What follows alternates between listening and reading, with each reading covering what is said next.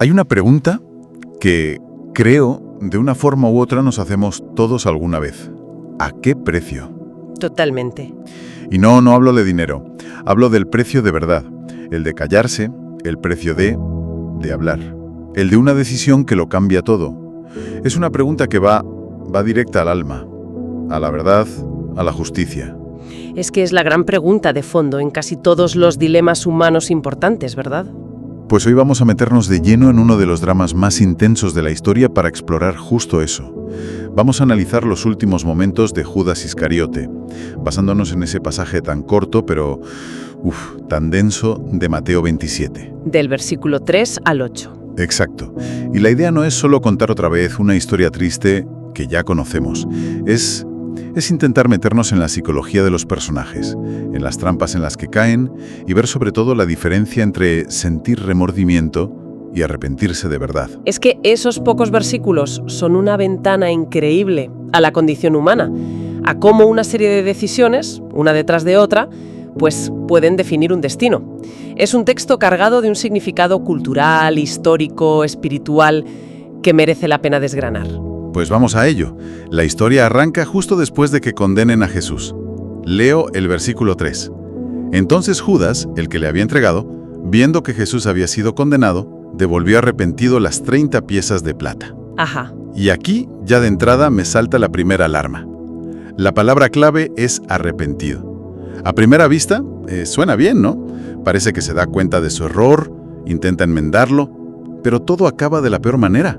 Si de verdad estaba arrepentido, ¿qué falla aquí?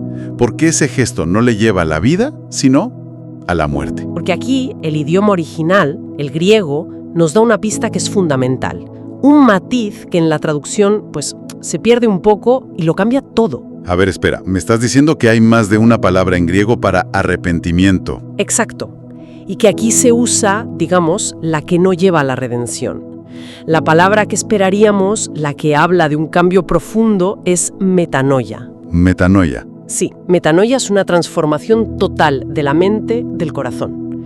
Es dar media vuelta y cambiar de rumbo. Pero la palabra que usa Mateo aquí es metameleteis. Metameleteis. A ver, repite. Metameleteis. Y la diferencia es brutal. Vale, ¿y qué significa exactamente? Se traduce mucho mejor como remordimiento, pesar. Es un dolor agudísimo por las consecuencias de tus actos. Es el, Dios mío, ¿qué he hecho? Menudo lío en el que me he metido. Ya, entiendo. Es un dolor que se centra en el desastre que has provocado y en cómo te afecta a ti, no tanto en la relación que has roto. Y aquí hay una idea clave. No todo dolor por el pecado produce vida.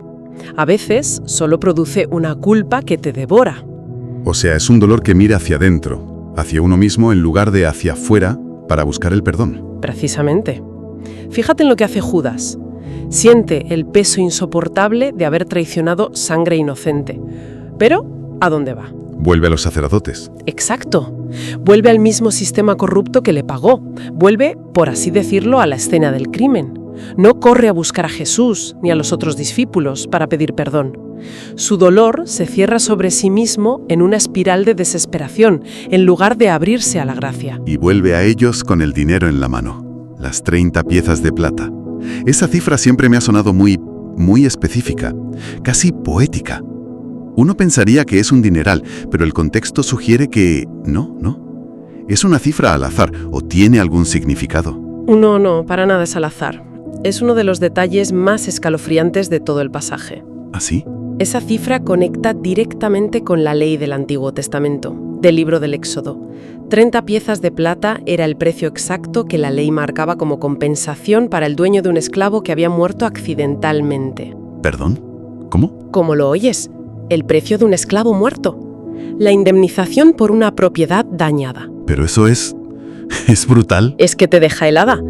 Están tasando a un hombre, al que el propio Judas llama sangre inocente, al mismo nivel que un objeto de trabajo que se ha estropeado. Es el precio más bajo, el más humillante que se puede poner. ¡Qué barbaridad!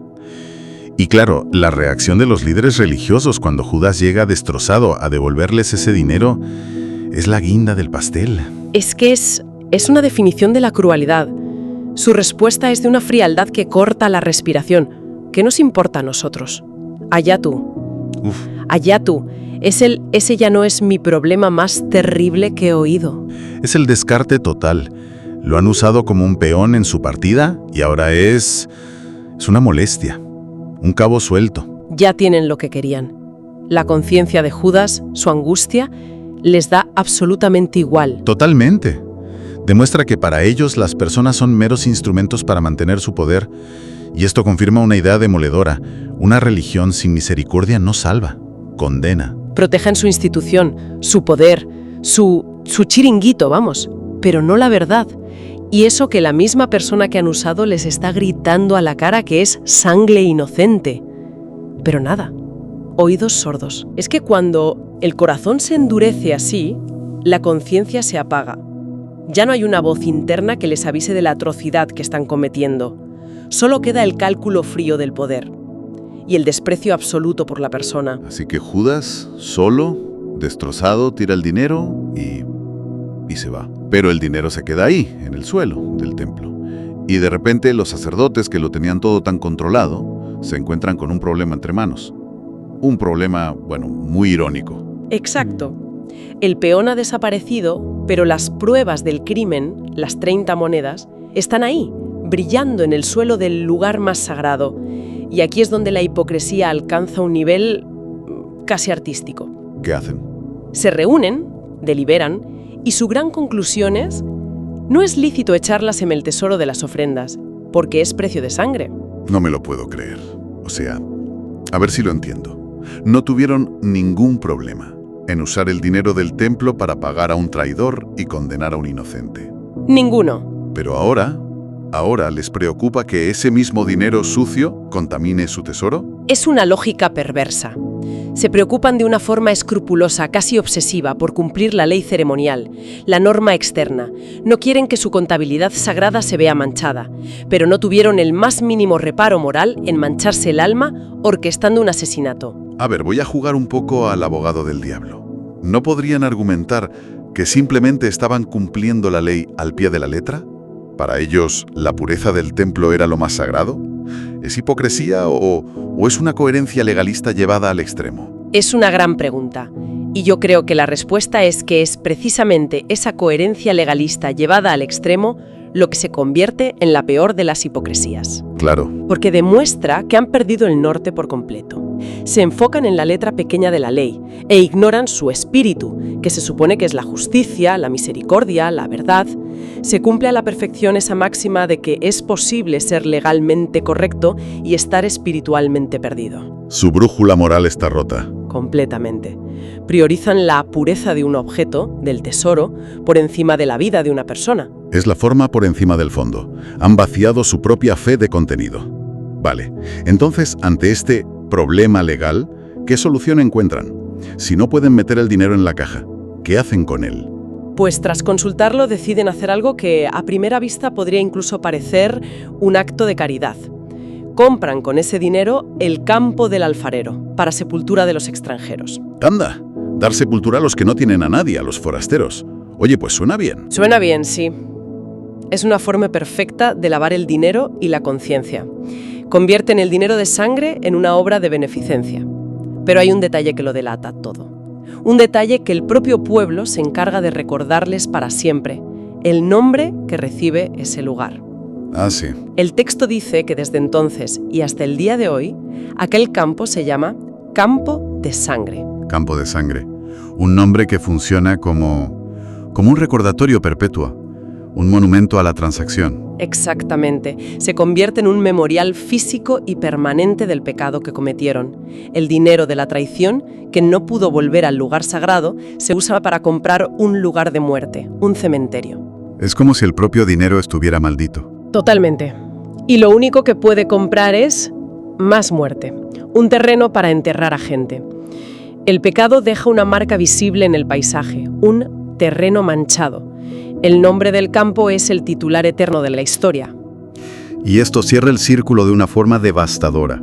Lo que ganas perdiendo tu alma, al final, nunca fue una ganancia real. Para Judas, las monedas compraron su propia muerte. Y para los sacerdotes, compraron un recordatorio eterno de su crimen.